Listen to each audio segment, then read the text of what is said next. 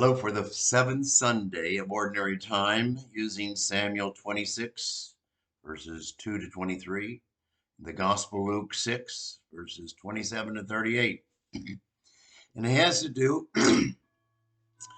about loving yourself and loving others, your neighbor, and even extending that all the way to even your enemies who are your neighbors. Well, there's a lot here. First of all, the foundation of all this is um, the goods of this earth are for the common good. They're for everyone, okay? And the people in need and don't have some of these goods have a basic right to the surplus of the people that have more than enough, too many. Well, let's start with loving your enemy, sort of, in the Old Testament. We've been reading as far as with Saul and David, and Saul's out to kill David, but two times David really gets a hold of a situation with Saul. One, he goes into the cave and he's sleeping, and he could kill him while he was sleeping, but he cuts off a piece of his cloak, and then he goes to the other side of the hill and he says, "Here, I could have killed you. Why are you killing me?"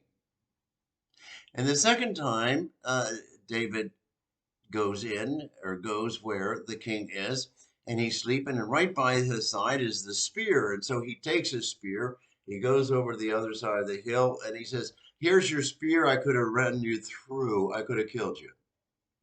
But David did not kill Saul, his king, because primarily one reason, and that he said to himself, "How can I kill the king, my king, whom my God anointed him to be the king of the country or of the land?" And he wouldn't kill. And Saul repents because of David not willing to kill his king. Well, that's nice with David and Saul, and it's a great story and it's true. But Christ extends all of that stuff deeper and deeper and deeper. And it goes something, like this. You know, it's hard for us to give up things, give up some of our excesses. Um, we have a propensity, we need more and more and more and more stockpile. But it's even harder to give up some of our resentments towards and for other people. And we want to get even or get back or put them down. And the question is, am I willing to try to understand the poor or other people and when I need to get out of my comfort zone? All of that. But it has to deal with Jesus' attitude. And Jesus' attitude is unbelievably deeper and deeper and farther and farther. Okay. Jesus says, "Do good to those who hate you. Bless those who curse you. Pray for those who mistreat you. Turn the other cheek if someone slaps you. The person who steals from you, will give him more. He steals your coat, give him your sweater." Jesus quotes the golden rule. He didn't make that up. He quotes the golden rule to do to others as you would have them do to you. Jesus says, don't just love your friends, but love people who do not love you. Gee, that's way, way beyond the pale. And even in money, Jesus is, well, don't lend money. but don't expect to get it back. Well, if I lend money or if I invest money, I expect to get the money back plus some interest. Jesus, his insight or invitation or commandment, however you're going to look at it, is unbelievably wild and extensive. It applies perfectly. Why does Jesus say that? What's the bottom line? Why does Jesus say, I want you to love everyone, even your enemies? Well, I'll tell you the way I think finally. It's been a long time coming, at least I could feel it. And that Jesus is saying, I want you to love not only yourself, but I want you to love everyone. Why? It's because my Father, God the Father, loves everyone. I want you to forgive everyone because my Father forgives everyone. I want you to love always all people because my Father made you, created you in his own image and likeness. He's the great lover. He's the great forgiver.